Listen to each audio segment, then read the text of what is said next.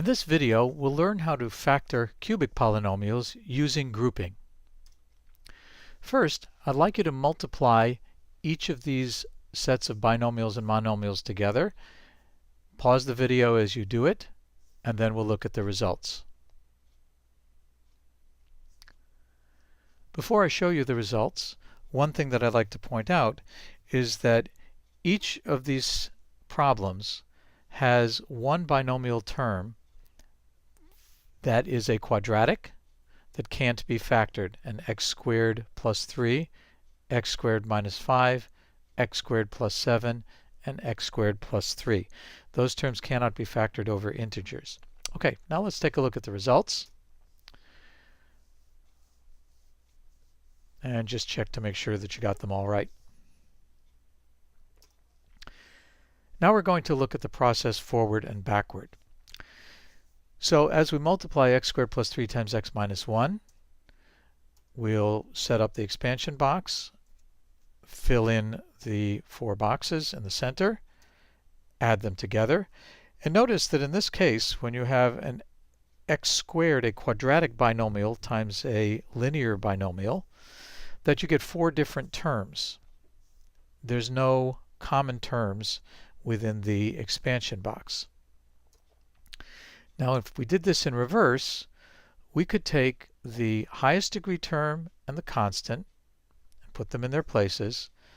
And then the x squared term and the x term will each occupy one of the boxes. And then we can use common factors to find the correct numbers and expressions to put above the rows and next to the columns. And now we see the answer. So let's take a look at another one. X squared minus 5 times x plus 2. We'll do all the multiplications. We see that there's no simplifying, that there are no like terms inside the expansion box.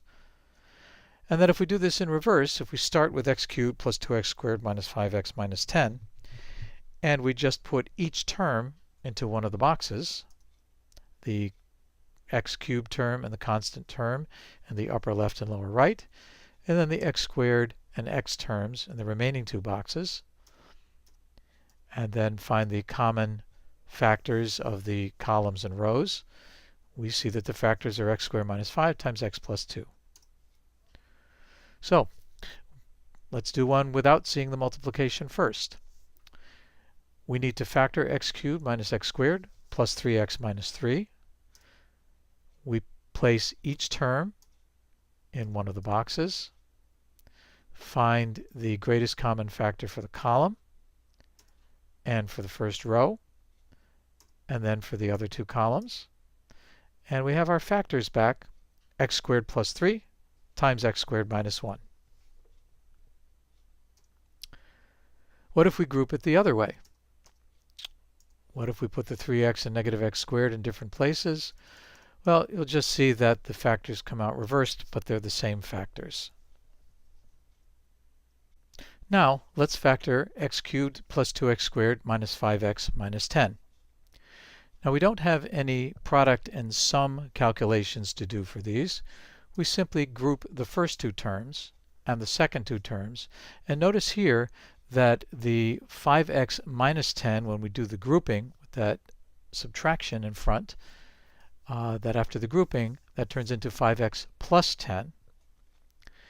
We now find the common factors for each of those binomials. So that's x squared times x plus 2 minus 5 times x plus 2. Then we used the distributive property, x squared minus 5 times x plus 2. We'll take a look at one more that we've already seen, x cubed minus x squared plus 3x minus 3. We can group this way, and notice that since 3x has addition before it, we don't need to change any signs. We can factor an x squared from the first binomial and a 3 from the second binomial.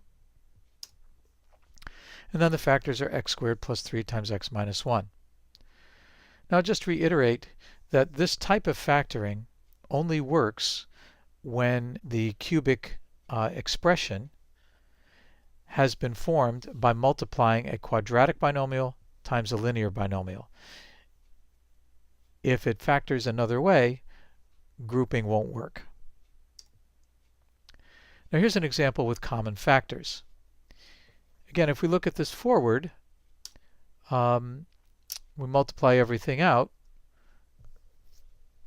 This is what we might be asked to factor: 6x to the fourth plus 24x cubed plus 42x squared plus 168x.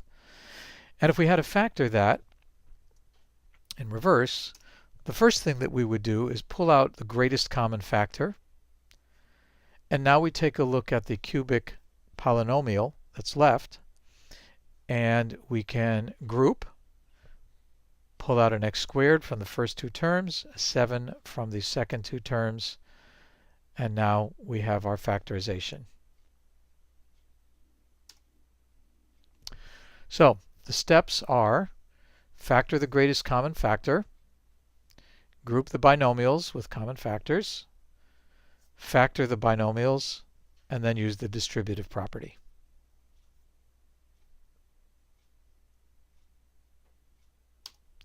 And this ends factoring cubic polynomials.